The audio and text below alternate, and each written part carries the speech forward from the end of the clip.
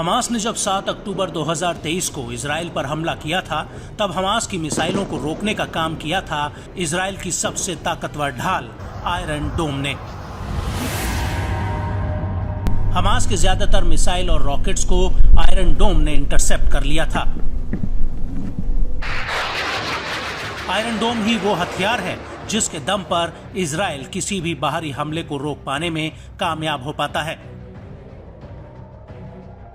लेकिन अब ऐसा लग रहा है कि हूती और हिजबुल्लाह ने इजराइल की इस ढाल का तोड़ निकाल लिया है। दरअसल 19 मार्च की आधी रात को करीब 2 बजे हूती की तरफ से दागी गई क्रूज मिसाइल इजराइल के इलेट सेटलमेंट पर आकर गिरी थी और खुद इजरायली न्यूज चैनल 13 के रिपोर्टर एमलॉक बोकर का कहना है कि ये बेहद ही गंभीर और महत्वपूर्ण गलती है कि एक क्रूज मिसाइल को इजरायली एयर डिफेंस सिस्टम पकड़ नहीं पाया।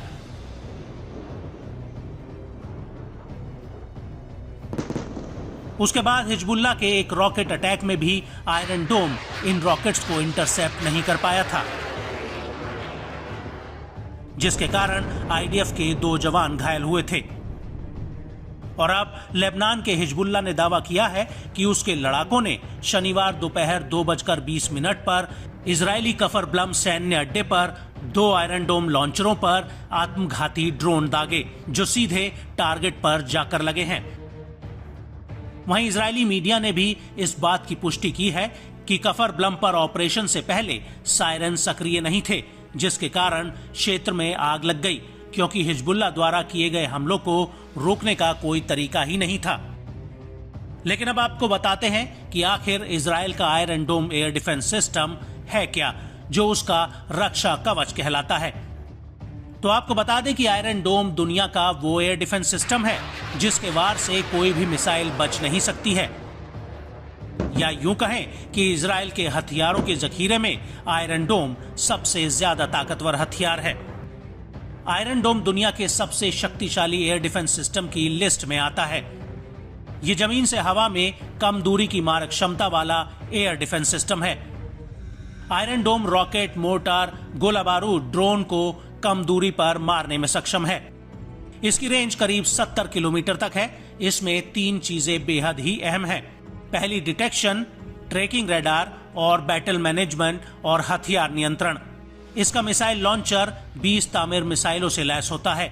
जब कोई भी रॉकेट इजराइल की तरफ दागा जाता है तो आयरन डोम डिटेक्शन और ट्रैकिंग रडार से आने वाले ऑब्जेक्ट के रास्ते का पता लगाता है और इसकी हथियार नियंत्रण प्रणाली को जानकारी भेजता है, जो रॉकेट के आने वाले रास्ते, स्पीड और संभावित टारगेट का पता लगाने के लिए तेज और जटिल गणना करता है।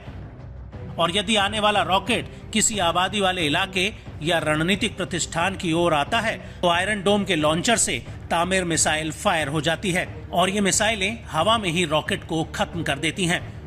इजराइल के राफेल एडवांस डिफेंस सिस्टम और इजराइल एरोस्पेस इंडस्ट्रीज ने अमेरिका की मदद से इसे बनाया है। पहली बार आयरन डोम का इस्तेमाल साल 2011 में किया गया था।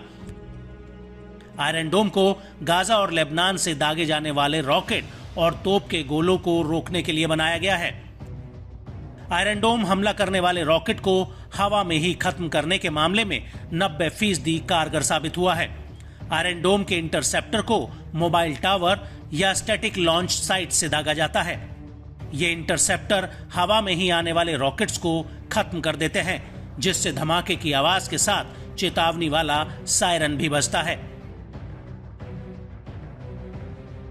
लेकिन अब हिजबुल्लाह और हूती के द्वारा दागी गई मिसाइलें और ड्रोन अगर इजरायली जमीन पर गिर रहे हैं तो क्या ये कहना सही होगा कि मिडिल ईस्ट में जिस कवच के कारण इजराइल अपने आप को सुरक्षित महसूस करता था, अब उसका ये कवच हिजबुल्लाह और हूती ने भेद दिया है।